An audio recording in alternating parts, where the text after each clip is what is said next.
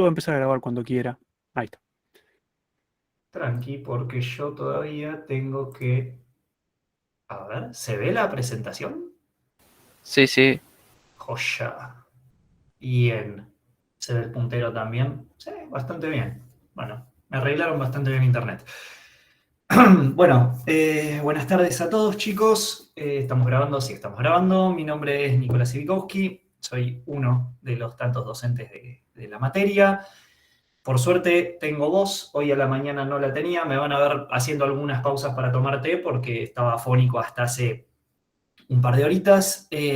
Como breve presentación, porque no me presenté seguramente en la primera clase, me recibí acá en la Facu de Ingeniería en Informática y de Licenciatura en Sistemas. Actualmente laburo como líder de proyectos, barra consultor, barra analista para una empresa de afuera. Y conmigo hoy particularmente vamos a estar viendo el tema que dijo Lucas, que es tipos de datos abstractos. Me van a seguir viendo para pila, lista y colas, que creo que es la semana que viene, ya pegaditos. Después creo que tenemos alguna pausita y volveré con más temas, porque hay un montón de TDAs que creo que me anoté para dar, así que me cargué de laburo. Bien, ahí estamos. Un segundito que configuro el chat para poder verlo relativamente bien. Voy a acercar la pantalla y arrancamos. Bueno, a mí en general, antes de que arranquemos, acá hay un pequeño resumen de lo que vamos a estar viendo hoy. En general trato de hacer las clases un poco participativas, así no me tienen a mí todo el tiempo hablando, trato de hacer alguna pregunta o trato de hacerlos interactuar. Como siempre, están invitados a abrir el micrófono, abrir el video, lo que ustedes prefieran. Si no quieren video no hay ningún problema. Si quieren abrir el micrófono, la verdad que estaría muy bueno, así podemos entre todos ir armando la clase y yo puedo tener un feedback de que están entendiendo por lo menos lo que les voy hablando. La clase de hoy es relativamente corta, de mi parte por lo menos, y es un tema relativamente, no sé si sencillo de entender. Sí, para mí es sencillo, creo, pero es la piedra fundamental que los va a acompañar de acá al final de la materia, porque en esta materia vamos a ver un montonazo de TDAs. Y obviamente para hacer los TDAs van a tener que entender primero que nada qué es un TDA. Me encantaría haber hecho la clase presencial, pero bueno, la situación actual se complica. A mí me suele gustar hacer las clases interactivas. Eso para la introducción. A manera de resumen, hoy vamos a hablar un poco sobre el concepto de abstracción y qué es. Vamos a tratar de definirlo. Vamos a estar hablando un poquito de los tipos de datos, que de eso ya conocen ustedes, pero cómo se relaciona con los tipos de datos abstractos. Vamos a ver cosas un poco más metafísicas, metafóricas, que es el qué y el cómo de una solución. Vamos a ver algunos ejemplos e implementaciones de tipos de datos abstractos. Nada de código concreto, digamos, los TDAs van a venir un poco más adelante. Y charlar un poquito de cómo es el proceso de desarrollo de software y qué ventajas tienen los TDAs sobre otras soluciones de código. No creo que haya dudas sobre un resumen, así que vamos a arrancar, vamos a romper un poquito el hielo con una pregunta, que es, ¿qué tienen en común para ustedes estas tres cosas que están apareciendo ahora en pantalla? Por un lado tenemos el juego, que espero que alguna vez hayan jugado, que es el Dígalo con Mímica. Podría actualizarlo por el Gartic o algo de eso, nota mental para la próxima diapo. El Pictionary y algo que seguro que vieron, si no vieron nunca esos otros dos juegos, que es un diagrama de cuerpo libre en física. ¿Alguien tiene ganas de, por el chat, o está invitado también a desmutearse y decir qué creen que tienen en común estas tres cosas? O por lo menos dos de ellas, capaz se les ocurrió una relación. ¿Que son una representación de algo? Bien, me gusta. ¿Alguien más? Comunicarse sin hablar. Me gusta. Tiene algo de eso. Ahí estoy leyendo el chat. Si ven que miro para el otro lado es porque ahí tengo el chat con la pantalla y acá tengo la presentación. Tal vez una forma de hacer entender algo. Bien, me gusta esa idea. Son rectángulos. Son rectángulos, pero no es exactamente la definición que busco. Comunicarse sin hablar me gustó. ¿Simulan algo? Sí. ¿Podrías expandir en eso? A ver, para vos, ¿qué simulan?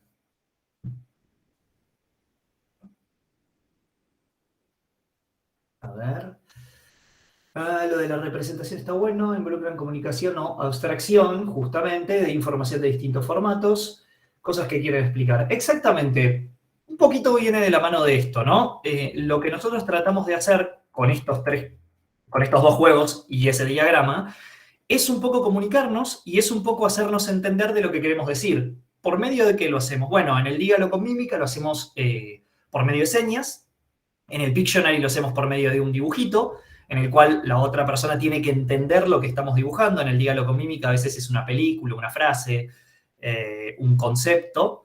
Y en el diagrama de cuerpo libre hay algo más, además de esas cosas, que es, estamos haciendo de alguna manera alguna simplificación de lo que sería la realidad. O sea, en general, esa cajita que vemos ahí, a la que se le aplica una fuerza y tenemos la normal y el peso, son representaciones de fuerzas que están actuando sobre un objeto que no necesariamente es una caja, pero nosotros lo simplificamos un poco. Esto es conocido justamente como abstracción. Nosotros estamos eliminando parte de información, pero el mensaje igual se sigue entendiendo. O sea, yo no te escribí el nombre de la película, pero por medio de señas más o menos que te expliqué de qué se trataba esa película. No sé si alguna vez escucharon, es un chiste muy conocido, sobre todo entre físicos, que trata de una vaca. A resumidas cuentas, no me quiero extender, pero básicamente la historia tiene 1000 versiones. Dice que había una vez una persona que tenía una granja con vacas lecheras, producía leche y la vendía, y un día empezó a encontrar un problema, que era que las vacas estaban produciendo menos y menos leche. Como había una universidad ahí cerca, inserte nombre de universidad, podríamos decir que es la UBA, acudió a un montón de científicos y les pidió ayuda. Justo arrancó y le preguntó a un montón de físicos. Fueron a ver el lugar, tomaron un montón de medidas, tomaron análisis y todo, y le dijeron que en una semanita tenían la respuesta, que esto era muy sencillo, que le dé una semana para trabajar, y volvían y le iban a explicar cómo podía hacer el señor para volver a aumentar la producción. Vuelve después de una semana el grupo de físicos y le dice, tenemos la solución, con esto vas a aumentar tu producción, no solo la vas a aumentar a como estaba antes, sino que la vas a duplicar. Bueno, buenísimo, el tipo estaba contentísimo, y cuando empiezan la presentación los físicos, queda maravillado, y al final de todo dicen, ojo, que esto nada más funciona con una vaca esférica y viviendo en el vacío. ¿Cuál es el problema que tiene esta anécdota? Además de que es una anécdota, obviamente, es como un palito que a veces le tiran a los físicos. ¿Cuál fue el problema? ¿Qué pasó ahí? ¿Por qué es inaplicable la hermosa solución que se les ocurrió al equipo de físicos? Es una situación ideal, digamos, ¿no? Es una Porque situación ideal. no se rigen las leyes comunes del mundo, digamos. Todo lo que Exacto. es la y O la sea, forma de la vaca. no se rigen todas las leyes del mundo, estamos de acuerdo en eso. Ahora, ¿en algún escenario podría llegar a servir una vaca esférica en el vacío? Esférica, capaz que no hay problema que sea esférica, mientras tengas todos los órganos que funcionen. No, sí, por eso digo, pero en El algún vacío no sé escenario. si la podés ordeñar o qué sé yo. No, pero no para ordeñarla, pero para tomar otras medidas. Probablemente ahí ¿Y cómo sí, armamos digo, el no sistema de referencia? Bueno, exacto. Entonces, la respuesta es sí, y la respuesta es, obviamente, depende. Depende del tipo de problema que nosotros estamos tratando de solucionar. Igual estaría buenísimo poner una vaca esférica en el vacío, ¿no? Sería muy divertido, por lo menos. No, divertido no, porque la vaca no la pasaría bien. No sé si el sinceramente. flaco le serviría de algo, pero No. estaría buenísimo. Estaría buenísimo, pero claro, acá el punto es si sirve o no de algo. En algún escenario, y me imagino ustedes todos cruzaron al menos algunas materias de física, que se hacen abstracciones que a veces son complicadas de tener en cuenta. Cuando tiramos una caja por un... no me sale. Bueno, por un plano inclinado, gracias, perdón, hoy estoy a 2 por hora. Y dicen, no hay rozamiento, ahí ya un poco a uno se le prende la alarma, porque dice, siempre hay rozamiento. Pero tampoco es que le vamos a levantar la mano al profesor y le vamos a decir, che, pero ¿y el rozamiento? Porque se entiende que el día de hoy estamos viendo en física un concepto tal que el rozamiento no nos importa. El día que veamos rozamiento, obviamente que en el problema tiene que estar. Y obviamente que cuando uno resuelve el examen y se le olvida el rozamiento y lo tenía que considerar, es un problema.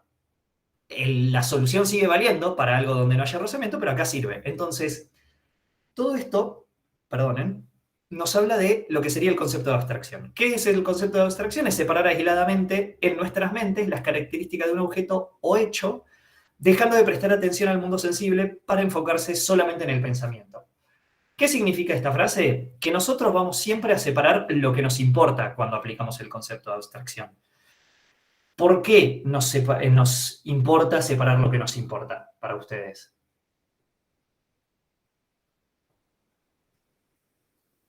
O sea, ¿para qué vamos a hacer una abstracción en general nosotros?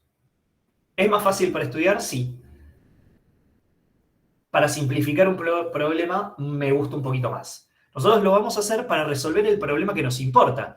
Si nosotros estamos resolviendo un problema tal que la vaca no puede producir más leche, probablemente necesitamos un físico, primero que nada, y seguro que no nos sirve una vaca esférica en el vacío. Seguramente nos sirve un biólogo, o seguramente nos sirve un veterinario, o alguien que esté trabajando en ambiente para ver qué condiciones del ambiente externo o interno afectan a la vaca. Pero que la vaca sea esférica, cuadrada o triangular, y mucho menos que esté en el vacío, no nos estaría sirviendo. Ahí falló eso, en esa anécdota.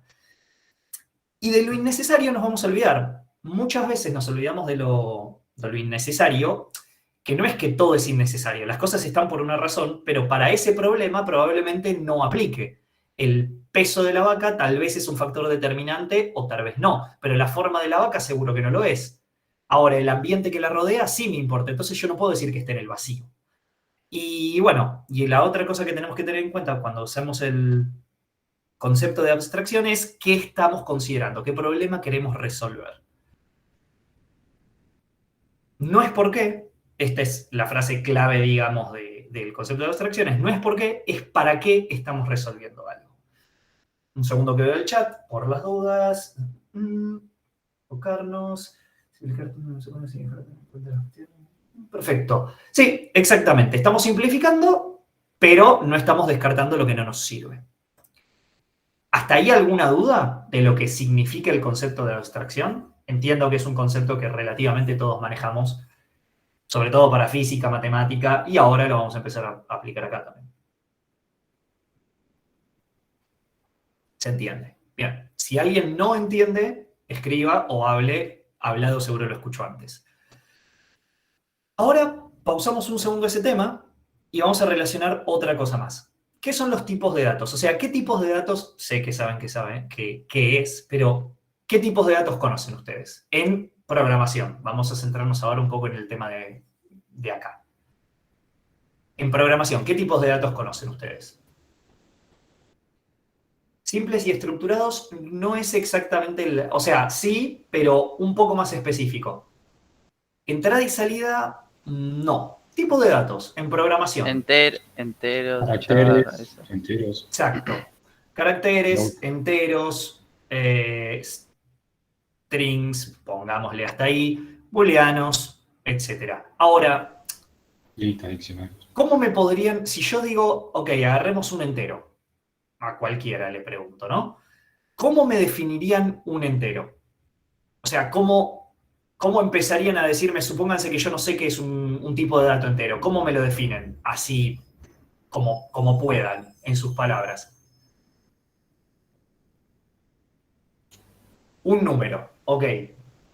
Pero cualquier número, por ejemplo, si es entero, ¿yo aquí puedo poner un 2,5? No, un Necesito ser natural. naturales. Ok, números reales. Ahí ya estamos empezando a achicar un poquito el mundo. Naturales. Vamos. Bien, puedo poner, para lo que es informática, puedo poner cualquier número, no importa qué grande o qué tan chico sea. No, Y en C vas a poder hay llegar una hasta cierto cantidad, número dependiendo de claro. la Exacto, yo cantidad de tengo un varios. límite. O sea, una de las primeras definiciones que seguramente tenga que dar de un tipo de dato, en este caso el entero, es, ok, son números enteros y van desde cota inferior hasta cota superior. Más que esto no podés, menos que esto tampoco podés. Todo lo que esté en el medio que sea entero, vas a poder. ¿Alcanza eso para terminar de definir a los números enteros? No, pero para que preguntó es suficiente. Es suficiente, pero ok, yo ya tengo la bolsa, yo ya sé qué va en la bolsa. Ahora, si yo quiero empezar a utilizarlo, ¿qué me está faltando? Digo, ok, buenísimo, ya puedo asignar números a un número entero, tengo un criterio para saber si puede entrar o no. O sea, si yo pongo 15.000 millones de millones, no lo puedo meter en el entero. Ahora, quiero meter 32.600, puedo, ¿sí? Ahí está, ahí vi una respuesta que me gustó de Jerónimo. No sé si alguien, Luca también. Nosotros tenemos que empezar a definir las operaciones que estos números enteros hacen. O sea, para yo poder hacer algo más, además de solamente definirlo, voy a tener que saber qué operaciones puedo utilizar con este tipo de datos. Y ahí medio que completé la definición entera de lo que es un tipo de dato. El entero es un número que va de tal a tal, tiene que ser entero, etcétera, etcétera, tiene que ocupar tanto espacio. Y las operaciones que yo puedo hacer con un número entero son la suma, la resta, la multiplicación, la división, el resto, etcétera, etcétera, etcétera. Entonces, podría decirse que para definir un tipo de dato, cualquier tipo de dato, incluso un tipo de dato que no esté ya construido en el lenguaje de programación, se podría llegar a definir con los tipos con los conjuntos de valores posibles y las operaciones que se pueden hacer con ellos. Ahí nosotros ya tenemos definido un tipo de dato. Preguntas, dudas, antes de que pase a la próxima diapo. No hay. Joya. Bien. Con estas dos definiciones, el concepto de abstracción y tipos de datos, ahora sí podemos empezar a jugar y decir, ok, definamos un tipo de dato abstracto. Según la definición de Liskowitz-Sills, define una clase de objetos abstractos, los cuales están completamente caracterizados por las operaciones que pueden realizarse sobre estos objetos. Es decir, en criollo, yo puedo agarrar una bolsa de elementos o de valores, definirla, definir las operaciones que yo voy a poder hacer con esa bolsa y básicamente tendría definido un tipo de dato abstracto. Eso es lo que nos quieren decir con esta definición. Vamos a ver algunos ejemplos ahora en las siguientes diapos de cómo sería definir un tipo de dato abstracto nuestro. En particular tengo dos ejemplos que vamos a ver. Uno bien real, por decirlo de una manera, y uno no tan real, pero para que entiendan el alcance y el nivel de alcance que a veces tiene este concepto que parece simple de vuelta, no hicimos nada más que definir dos conceptos simples y medio tontos, pero que es bastante potente en definitiva. Y antes de ver esos ejemplos, vamos a hablar un poquitito de algo que también es un concepto, pero es básicamente qué es lo que yo puedo hacer con los tipos de datos abstractos. Yo para definir a algo, y esto lo van de vuelta a escuchar un montón a lo largo de la materia mínimamente, tengo que definir el qué y el cómo. Son dos formas distintas de ver a la misma cosa, por decirlo de una manera. Y esto les va a servir, disculpen, para testing incluso. No sé si justamente vamos a ver exactamente esas definiciones, pero seguro que en testing en algún punto, si no lo ven en esta materia, próximamente lo van a ver, lo van a llegar a entender. Cuando nosotros hablamos del qué, el qué es algo, hablamos de las operaciones que podemos hacer con ese algo o esa cosa. Lo que estamos haciendo es hablar de funcionalidad. De ahí la pregunta de qué es lo que hace esto. Y es casi que la primera pregunta que uno se hace cuando está encarando un problema o algo que tiene que construir, algo que necesita una solución. En particular, se dice que esto es hablar de una caja negra.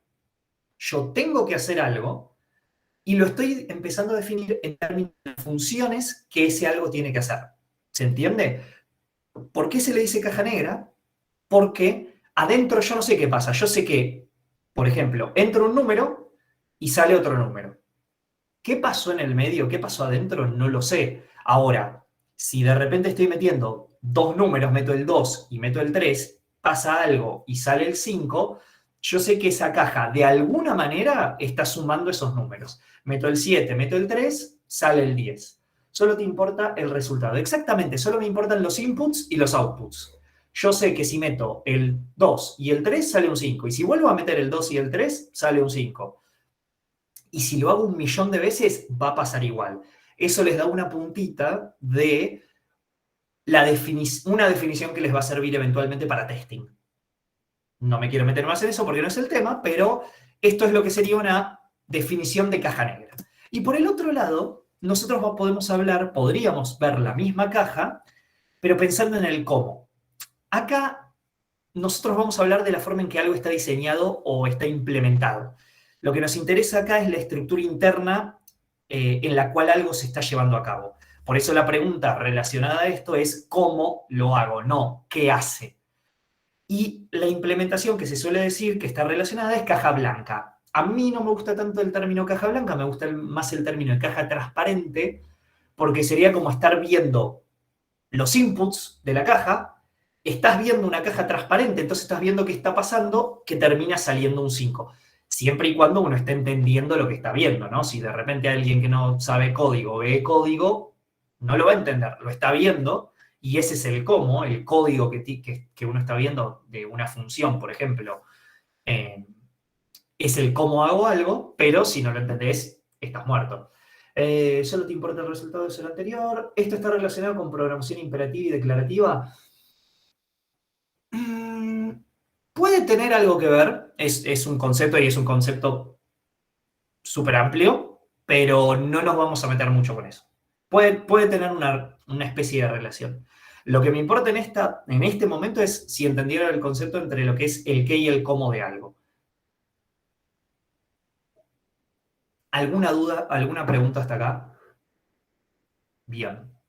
Yo leo el se entendió, prosigo, pero si alguien no entendió, córteme en cualquier momento, incluso si es de diapos anteriores, y volvemos para atrás. No hay ningún problema. Ahora, este ejemplo, si bien tiene mucha relación con la programación, no solamente lo tiene adentro, en lo que es el código, y esto es un ejemplo que podríamos llegar a pensarlo en términos de TP.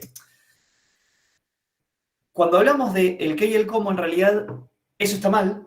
¿Y por qué está mal? Porque hay un qué, o sea, lo que algo tiene que hacer es único, porque si no le estaríamos cambiando la definición a la cosa. Si yo te digo tiene que traer un 2 y un 3 y sale un 5, después no te puedo decir entre un 2 y un 3 y sale 8, porque estamos cambiando el qué hace algo. Ahora, la forma en la que yo voy a ejecutar lo que quiero que se haga, en realidad es infinita.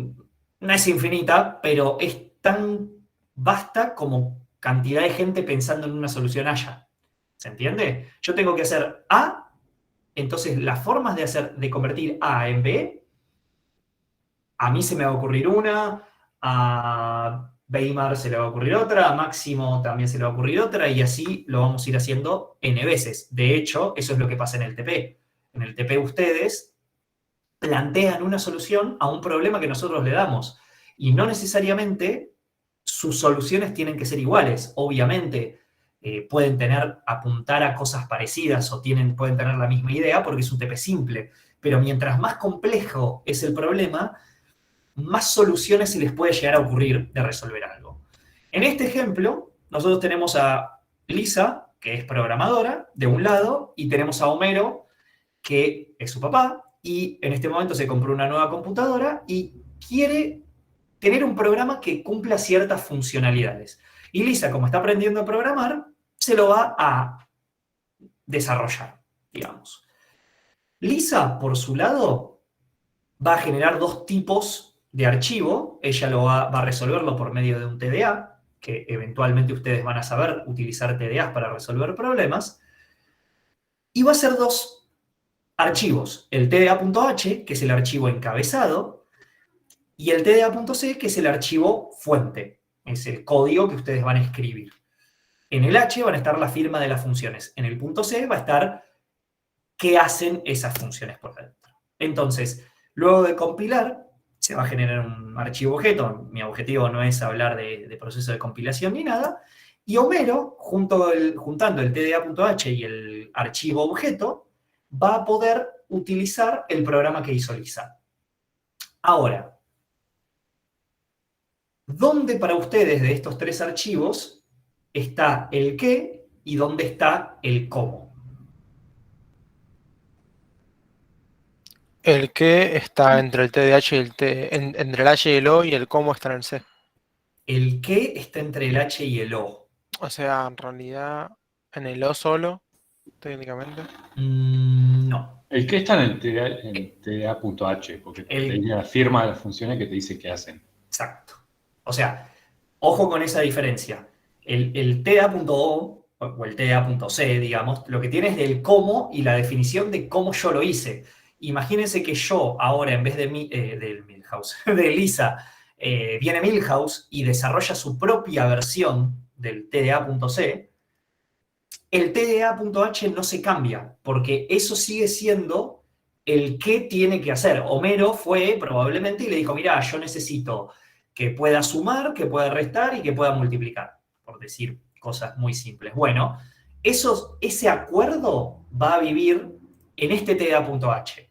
El contrato que une a estas dos personas, a Homero y a Lisa, o a un cliente con un implementador, con un desarrollador, es el TDA.h. Es el contrato y es el qué de la solución. Es lo que fueron en algún momento, tuvieron una reunión y dijeron, che, yo necesito que haga A, B y C. ¿Cómo lo vas a hacer? ¿Cómo vas a hacer que haga A, B y C? A mí la verdad no me interesa. Homero no tiene ni la más pálida idea de cómo se programa. El cómo está acá adentro. Y si yo cambio de persona y le pido que implemente un punto H, lo que va a cambiar es el cómo, justamente. ¿Qué es el punto H? Es anecdótico el tema de compilar y que vaya, ¿no? Pero el cómo va a estar viviendo en esta parte. El qué es la definición que tenemos arriba y en teoría deberíamos tratarla como si fuera un contrato. O sea, no debería poder cambiar.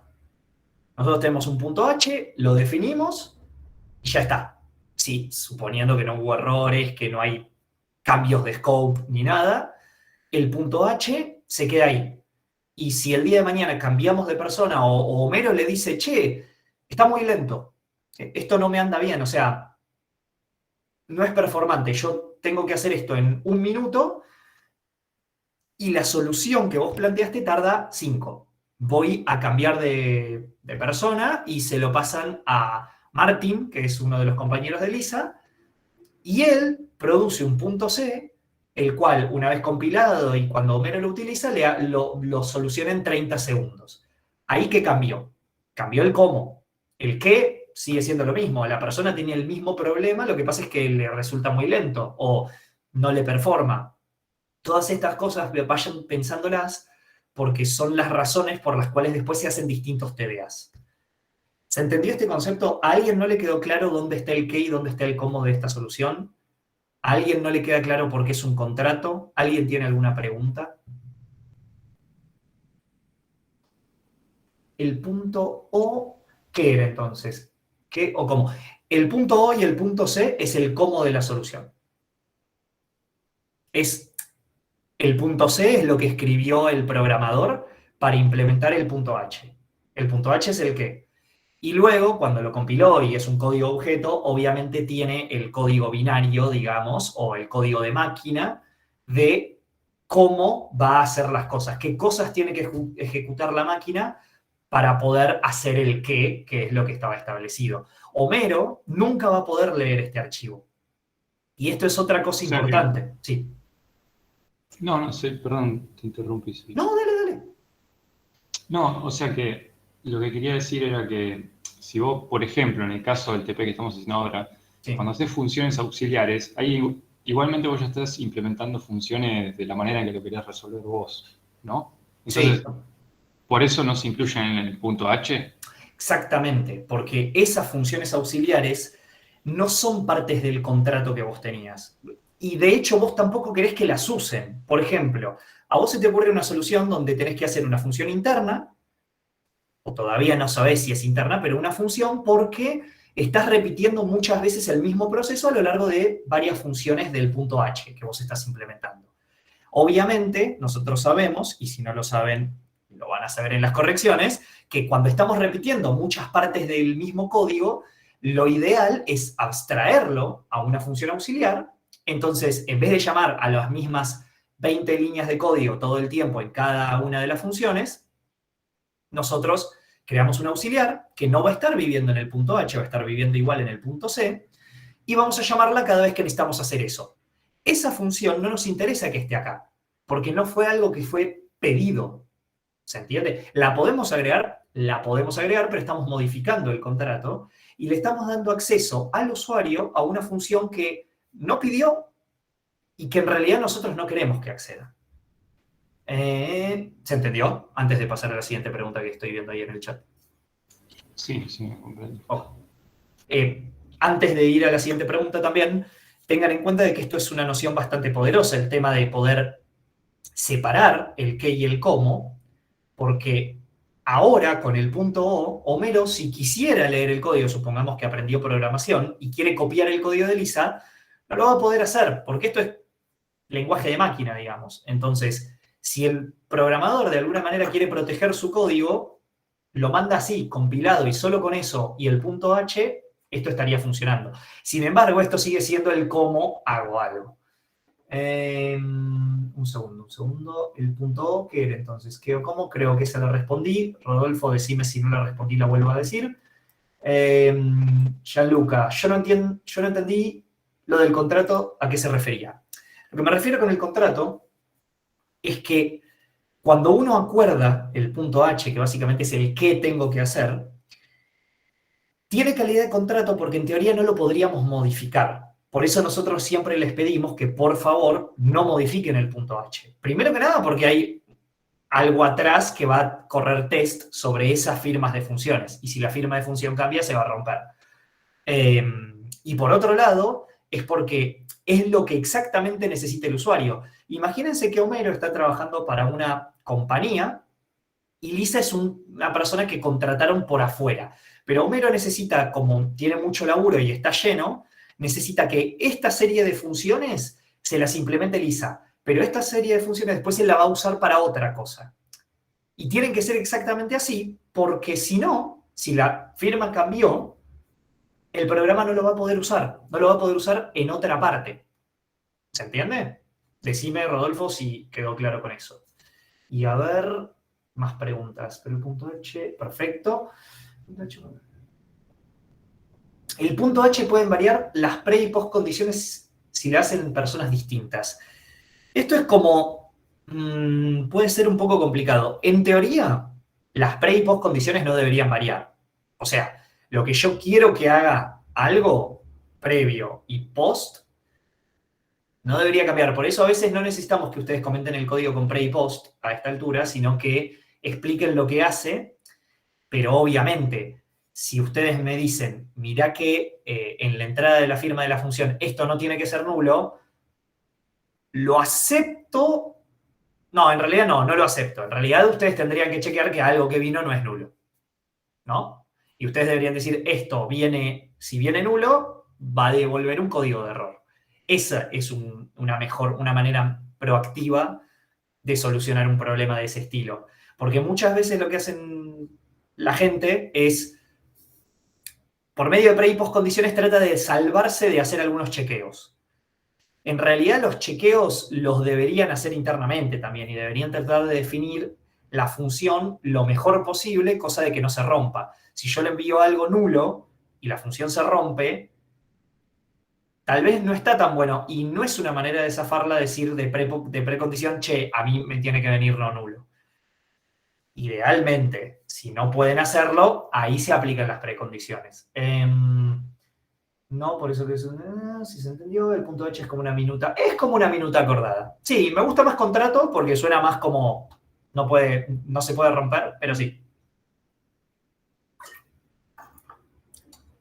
Disculpen, tengo la garganta destruida de un viaje que hice y claramente necesito tomar agua, si no, no vamos a poder continuar con la clase.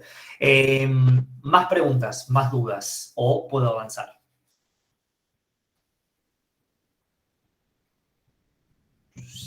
Entiendo que estamos. Bueno, procedo. Primer ejemplo, y este es un ejemplo bastante cercano a la realidad, casi que muchas veces se utiliza de primer TDA, comillas, en programación cuando se está viendo justamente TDA. Un tipo de número que no está en la programación, en general, es el número complejo. Hay programas que lo tienen, hay lenguajes que los tienen, pero C, por ejemplo, no lo tiene. Entonces, ¿qué tendríamos que hacer para poder definir un número complejo? O sea, el TDA número complejo. Nosotros, ¿qué dijimos hace un rato? ¿Cómo definimos a un tipo de dato? ¿Por qué dos cosas?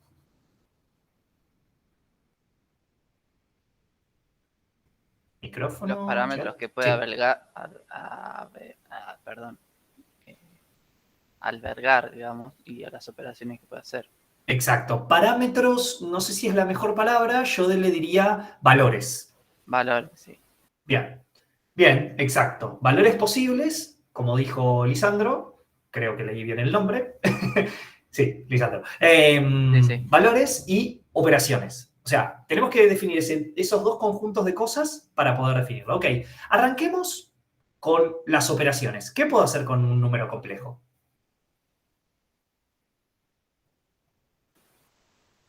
Sumarlo, por ejemplo. Bien, sí, puedo Restarlo. sumarlo, restarlo. Suma, resta, ahí pusieron conjugado, multiplicación, división, se me olvidó el conjugado. Pero sí, básicamente todo lo que podemos hacer casi con un número, crearlo sobre todo porque, acuérdense que estamos en programación, hay que crearlo, ¿no? O sea, el crearlo, el análogo de crear algo en la vida real sería poder escribirlo, si quieren. Pero bueno, crearlo, sumarlo, restarlo, multiplicarlo, dividirlo, imprimirlo para poder darlo por pantalla. Y ahí puse, después la voy a actualizar, módulo, argumento, conjugado. Esas operaciones también podrían formar parte del número complejo. O no, depende del problema que estoy tratando de solucionar. Supongamos que tengo que resolver un problema, el cual requiere que yo cree un TDA número complejo, y capaz que el conjugado justo ahí no lo necesito. Para mí sí lo necesitarían, pero supongan que no. O supongan que el conjugado solo lo necesito internamente. Entonces, en vez de ser del punto H, va a ser dentro del punto C, por ejemplo. Y, ok. Ahora, en vez de los valores, pensándolo un poco más en programación, suponiendo que lo vamos a definir, ¿cómo crearían? ¿Qué tiene un número complejo? ¿Qué cosa lo compone a un número complejo? La parte real y imaginaria. La parte real y la parte imaginaria, perfecto. ¿Y cómo las podríamos definir en programación? Con los tipos de datos base, que son los que obviamente van a generar el tipo de dato abstracto. Int y char. ¿Por qué un int y char? Pregunta de curioso. Ah, Tomás, vos estás pensando en el char por la i, por decirlo de una manera. No, sí, entiendo, pero suena un poco inconveniente. Aparte, acordate que la i es más para nosotros para entender que es la parte imaginaria. Pero tranquilamente, claro, doFloat, por ejemplo, nosotros podríamos crear un struct con un, bueno, double, yo le puse en este ejemplo, que sea un real y un imaginario. Los ponemos flotantes, no como enteros, porque probablemente hay operaciones que van a dejar eso distinto. Un vector de float, también podríamos usar un vector. ¿Ven? Ya incluso en esta fase de definición, ni siquiera nos metimos en el cómo, pero ya en esta fase de definición tenemos diferencias de cómo lo plantearíamos. No está mal si querés hacer un vector de dos flotantes. No, nada te lo impide. Podés seguir haciendo lo mismo. De hecho, si vos querés hacer, como dijiste, int y char, tal vez hasta que debe haber una forma loca de poder crearlo. Ahora, para el ejemplo, vamos con un struct que voy a definir como complejo, el cual contiene un double real y un double imaginario, y ese es mi tipo, mi struct de complejo. Entonces, con estas dos cosas, nosotros vamos a crear lo que sería el complejo.h, que bien podría ser también un mini TP de la materia, si quisiéramos. Nosotros les damos el struct, le damos los encabezados de las funciones de sumar, crear, restar, multiplicar, dividir, imprimir, y ya está, creamos un TP. Y si nosotros empezamos a hablar del cómo, a ver, si queremos, ahí hay una pregunta, creo. Si queremos operar con imaginarios en forma polar, deberíamos crear otro struct. Por ejemplo, buena pregunta, esa es otra forma de definirlo. Vos podrías definirlo como su módulo y su ángulo. porque con coordenadas polares podés crear a los... Lo odiaría, detesto análisis matemático 3, no me gusta esa materia, pero... y tiene mucho de polares, pero podrías usar coordenadas polares para definir el número complejo perfectamente. De hecho, hasta podrías tener una función que te va de polares a coordenadas x, y, tranquilamente. Muy buena observación. La estructura no es parte del cómo. La estructura es un poquito parte del cómo, sí, tenés razón. A veces se usa como parte de acuerdo también. Tipo, yo necesito que esté compuesto así. Sí es parte del cómo, a veces se lo utiliza también para definir el encabezado. De hecho, si no estoy equivocado, más adelante en los TPs ya no les vamos a dar los structs. Así que, sí, tenés razón. Por suerte, la sacaron de obligatoria de ingeniería informática. Qué copado. Eso está bueno. Análisis 3. Bien. Dudas, preguntas. Tal vez tengo una duda sobre... Dale. Nosotros estamos hablando de archivos.h acá, básicamente, que es el archivo encabezado, ¿no? Pero si de repente mi proyecto no se basa en C, y se basa en, qué sé yo, en otro lenguaje que no incluya ese tipo de archivos, ¿en qué se basa un contrato de la forma en la que estamos hablando del contrato? Habría que ver en qué lenguaje es el que estamos hablando, pero si estamos hablando de un lenguaje en el cual en un solo archivo tienen que estar las cosas, el contrato sigue siendo la firma de funciones, porque vos siempre podés poner solo la firma de funciones y lo entregás, digamos, el mismo archivo, y la persona trabaja dentro de ese mismo archivo. Por ejemplo, subís ese archivo a Git y la persona a partir de ahí lo define. Incluso en C podría pasarte un punto C, y nada más, con los encabezados de funciones y llave abierta, llave cerrada, nada en el medio, y te pones a codear. Acá para mí es más visual utilizar el punto H y el punto C, porque está como bien separada esa noción, pero en el caso de que tuvieras un lenguaje con todo el código que tiene que estar en el mismo archivo, pasas el archivo ya definido, siendo el cliente vos, por decirlo de una manera, y se lo das para la persona para que trabaje. En realidad no, digamos, por eso digo que es un contrato, no es que es un contrato legal. El contrato legal probablemente va a ser la contratación del cliente a vos, que te diga, vos te comprometés a implementar esto, y yo te voy a dar esto. Pero es simplemente en este momento es una forma de visualizarlo. Para un lenguaje que tiene un solo archivo, das el mismo archivo y la persona va a tener que trabajar sobre él. Ok. Vi una banda de cosas en el chat, un segundo. A ver. Espero no pasarme nada. En Electro también, biblioteca, sacaron, dejo la carrera. No dejes la carrera, por favor. Química me encanta, es una materia muy linda. Pero bueno, gustos son gustos. Créditos extra. Ok, nada, hubo chat, simplemente. Bien. Avanzando un poquitito con el cómo, no voy a perder mucho tiempo en esto, sinceramente, porque la verdad es que ustedes saben sumar números complejos y hacer otro tipo de operaciones, pero básicamente el cómo sería el archivo .c en el cual nosotros hacemos la función add c, tiene un complejo de resultado, un complejo A y un complejo B, sumamos parte real con real, imaginaria con imaginaria, y el complejo queda definido. La otra vuelta creo que cuando di esta clase me habían preguntado por qué void y por qué no devolver un complejo directamente. Perfectamente asible. Fue la forma de generarlo ahora. Multiplicación de números complejos, división de números complejos, digamos, esta parte ustedes la conocen porque básicamente es ponerse a laburar y hacer el TP y la firma de funciones. Pero nada más. ¿Alguna duda en el qué y el cómo de un número complejo? De hecho, si quieren tomárselo como mini ejercicio, lo pueden hacer.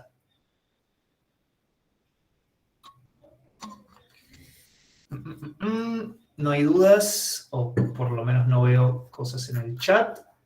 Bueno, le damos para adelante. Un caso más que no tiene tanto que ver con la programación. Yo un tiempito laburé en transporte, en tecnología y transporte, en la parte de Ciudad de Buenos Aires, y siempre me sorprendió la parte de cuando, no sé si se acuerda, pero cuando hicimos la transición de boleto a boleto único, que sería la SUBE, Sistema Único de Boleto Electrónico, que la verdad fue bastante bueno todo lo que hicieron y cómo lo hicieron. Si ustedes el día, y de hecho hubo bastantes quilombos en el medio, lo cual es por lo que traigo este caso a cuento, digamos. Si ustedes estuvieran en un equipo de trabajo y de repente le dicen, che, vamos a unificar el boleto, va a haber solo una tarjetita en la cual vas a poder viajar con esa tarjetita, le vas a poder cargar plata y demás. ¿Cómo empezarían a definir esto? Acá sí agradecería el uso del micrófono porque si me escriben un texto enorme va a ser raro para el video, voy a estar leyendo y solo contestando, pero ¿qué se les ocurriría? O sea, ¿cómo definirían? De vuelta, esto podría ser un tipo de dato, seguramente tiene un tipo de dato abstracto atrás. ¿Cómo lo definieron? ¿Por dónde empiezan? ¿Qué operaciones pueden hacer con la SUBE? La pregunta Tomás, la pregunta sería, implementar la SUBE, haceme el TDA SUBE, ¿cómo lo definís? Cargar monto, depositar saldo. Consultar saldo. Exacto, consultar. Consultar si la SUBE es verdadera o falsa. Un segundo, perdonen. Tengo que transportar un gato de acá al lugar que quiere ir. Mil disculpas.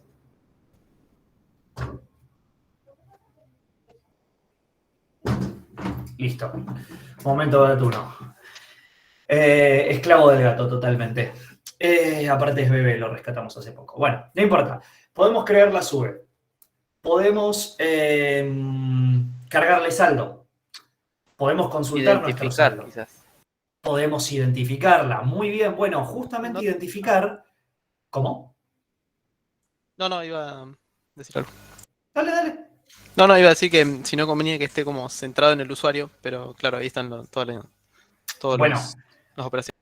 Eso de centrado en el usuario, igualmente, es una de las partes que claramente no pensaron. No sé si se acuerdan, pero en su momento la SUBE no estaba unida a un usuario. Y claramente no lo pensaron, el punto H no lo tenía. Y si perdías la SUBE y tenía 1.000 pesos cargados, bueno, el límite no era 1.000 pesos ni a palos, pero jodete, era básicamente la moraleja de esto.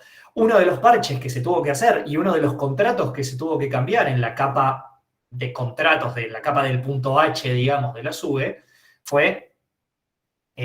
ahora tiene que estar unida a alguien, porque si la perdés y vas con tu identificación, te crean una nueva SUBE, dan de baja la otra, así que también habría que crear una función para dar de baja, y te transfieren la plata que vos tenías en ese momento, siempre y cuando no haya habido alguien que la encontró y la empezó a gastar como un genio, ¿no? Y pasó algo más. Si yo les dijera, che, hubo un problema con debitar viaje. Cada vez que ustedes la pasan, empezó a haber un problema en ese momento. También, que no lo pensaron en el momento de la definición. ¿Se les ocurre qué caso particular, qué caso de uso puede haber habido con la SUBE al momento de fichar en un transporte público? ¿Que la gente empezó a notar? ¿Que te cobra de más? Ese no se me había ocurrido, pero probablemente cuando implementaron el multimodal, ustedes saben que ustedes, si tomas un viaje y después haces una conexión con otro medio de transporte y otra, te va cargando menos. Sí, ese caso no se me había ocurrido, es más nuevo, pero muchas veces lo que pasaba, también capaz no se acuerdan. También pasa cuando haces un viaje, por ejemplo, en tren, una distancia menor de cabecera a cabecera, te devuelve plata. Entonces esa, que es como... No sé cómo sería, tipo, te cobran negativo, se devuelve. Bueno, eso justamente es al que quería llegar, que el cobro negativo antes tampoco estaba. Y si vos estabas en un momento complicado, dícese, saliendo de cursar a las 11 de la noche, donde está todo cerrado y te tenías que volver a tu casa y querías fichar y no tenías saldo, F.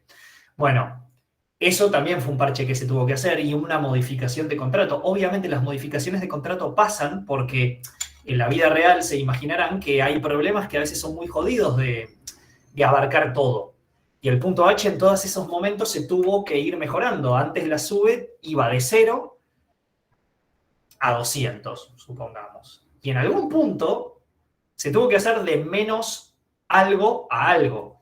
Y probablemente las primeras versiones de SUBE no tenían esto y tuvieron que cambiar la tarjeta porque no lo soportaba. Entonces, fíjense el impacto que tiene definir una solución de antemano, y acá es donde estaría, digamos, el trabajo de un analista funcional, probablemente, que es definir todo esto. Y depende del analista de ese caso o del equipo de analistas de ese caso, que capaz en algún momento alguien dijo, che, ¿y si le ponemos saldo negativo?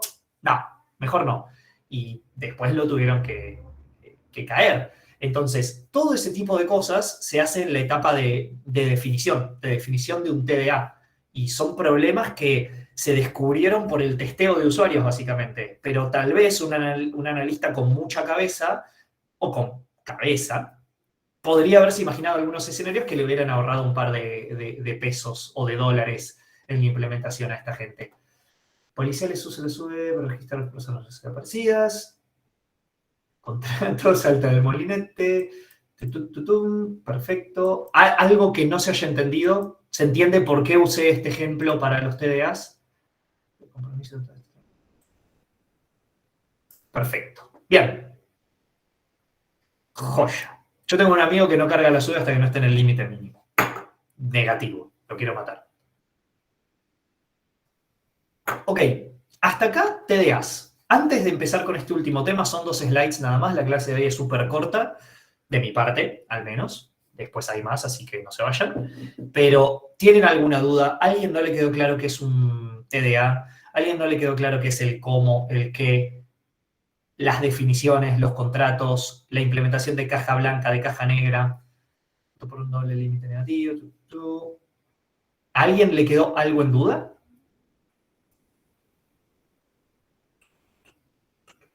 Bien, ok. Últimas 2 slides es un poco fuera de lo que es un TDA. Me gusta hablarles un toquecito de lo que es el proceso de desarrollo de software.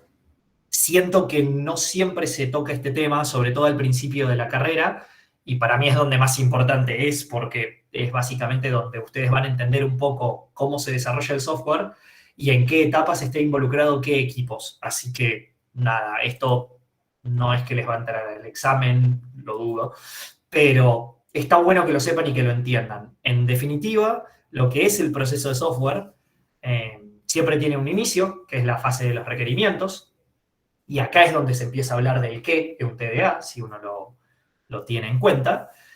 Esta etapa generalmente se hace con el cliente, se hace con un equipo de gente que tiene más la cabeza en investigar y en entender las necesidades de un cliente. Se pasa a una etapa de análisis, donde luego de hablar con el cliente se piensa la solución, se sigue definiendo el qué y el cómo hasta cierto punto.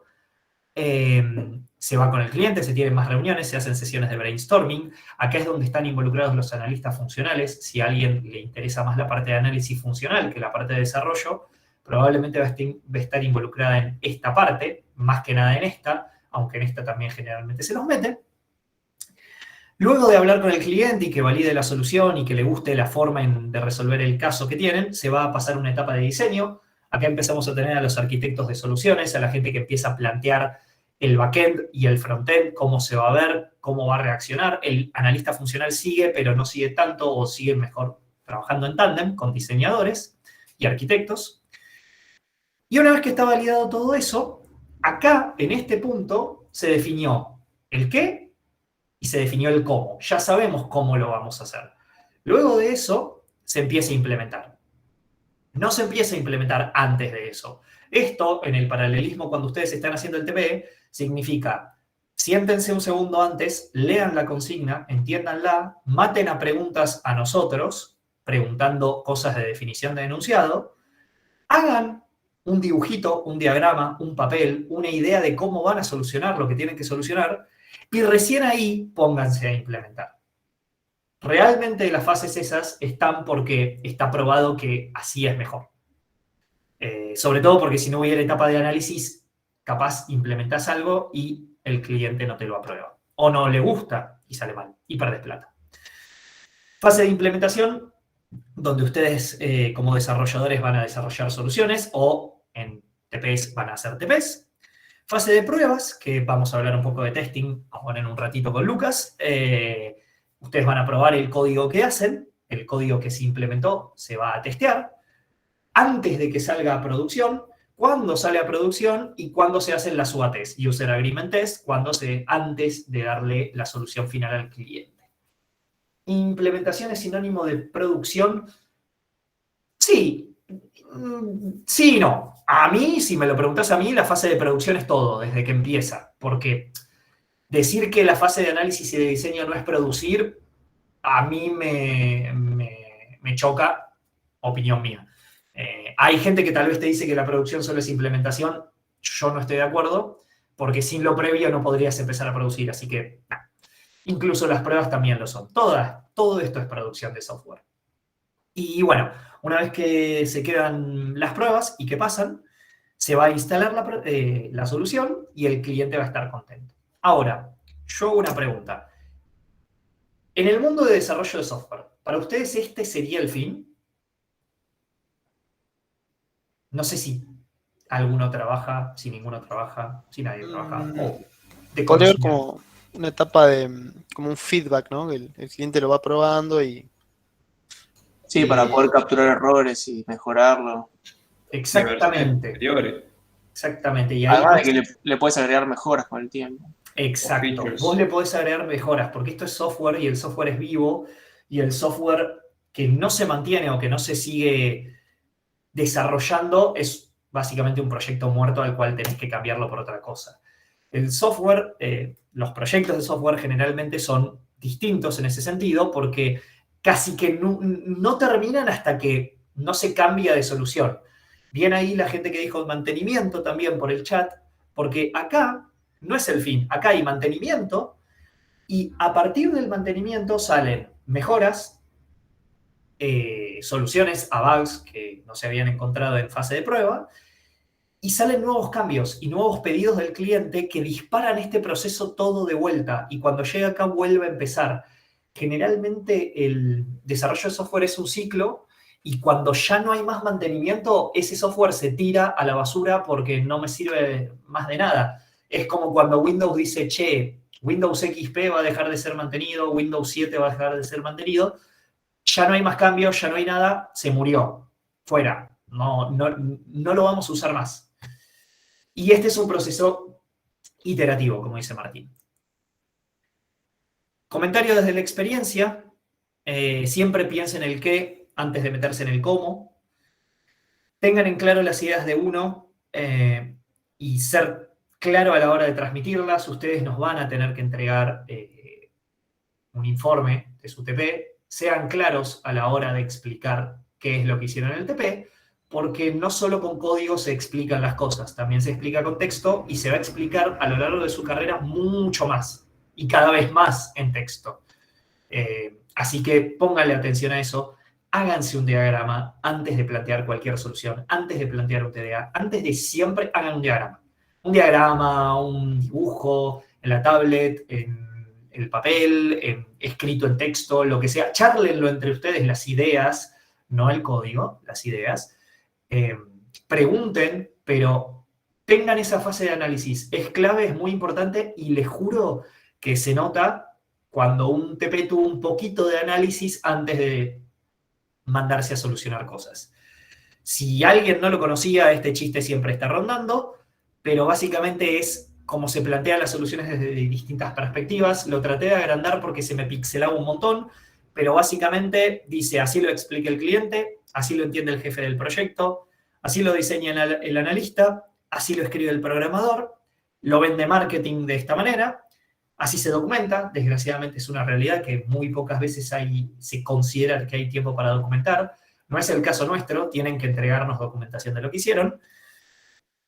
Así funciona la versión instalada, lo que se le va a facturar al cliente, el soporte que está previsto y lo que el cliente realmente necesitaba. Es un problema de comunicación, no es un problema de ingeniería en este aspecto. Por eso a veces lo enfatizo, porque la gente a veces se centra mucho en lo que es exacto, y en realidad este problema es de comunicación. La gente tiene que hablar, tiene que comunicarse, tiene que explicar la idea, tiene que mostrarme un informe y tiene que explicarme por qué hizo lo que hizo, así yo lo entiendo. Y por más que esté mal, entender, ok, lo que está mal es esto, lo podemos retrabajar y mejorar a partir de ahí. Si no hay documentación de nada, no sabemos. ¿Por qué en texto? No entendí la pregunta, perdón. ¿Por qué además del código se lista texto? Digo, y porque eso es la documentación. En general, cuando vos hagas código, necesitas comentar ese código, porque en general programar no es una tarea individual. En el 95% de los casos, sos una persona dentro de un equipo que está trabajando en conjunto y siempre está bueno entender lo que hacen las personas. No solo para vos, sino que para también tus equipos, tu equipo de desarrollo, y para la persona que está encima tuyo, digamos, que tiene que entender, no técnicamente tal vez el código, pero a grandes rasgos a qué te estás refiriendo, qué estás haciendo con tu código. Por eso la documentación, por eso el texto es importante. Por eso un diagrama explica a veces tanto de una solución y no sentarse 2 horas a ver un código. Resumen final. ¿Por qué usamos TDAs? Porque manejamos la abstracción y eso nos permite simplificar la realidad mediante el despojo de complejidad, que no es propio del problema que estamos resolviendo. Por el encapsulamiento, es la propiedad, acuérdense del ejemplo de Lisa con el punto O, es la propiedad por la cual un TDA debe exponer, la menor cantidad posible de información del cómo está implementado. Yo tengo que agarrar algo, leer su firma y entender para qué se usa. No tengo que meterme en el código para entender qué hace. Esto hace que el usuario se base en las funciones que él mismo entiende y no que se tenga que meter en el código. Yo tengo un punto H con una definición de qué hace una función y la firma ya sé usarlo. No me tengo que meter al código a leerlo a ver si hace tal o cual cosa. Por eso hay que explicarlo. Y por último, ya la garganta me está pasando factura, la localización del cambio. Cuando existen errores adentro de un programa es más fácil detectarlos. Usando los TDA, forzamos a que modularicen el código. Si hubo un problema sumando 2 números complejos, no tengo que comerme un documento de 500 líneas. Tengo que ir a la función que dice sumar y ahí está el problema, porque está modularizado y yo ya sé dónde está, porque la función tiene nombre y apellido. Dice, su función de sumar hace esto. Hubo un problema con sumar, listo. Voy ahí, no voy a restar. Meme, que lo voy a tener que actualizar porque es viejito, pero preguntas, dudas, comentarios, amenazas. Fue una clase corta, la que viene va a ser larga, de pila, list y colas, bastante larga, así que bueno, los veo ahí. Dudas, preguntas, micrófono, chat, los leo. Buenísimo, la verdad. Joya, gracias.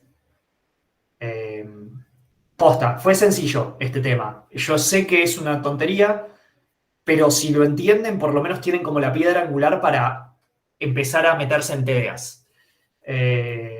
Bueno, si no hay ninguna otra duda, denle like, suscríbanse.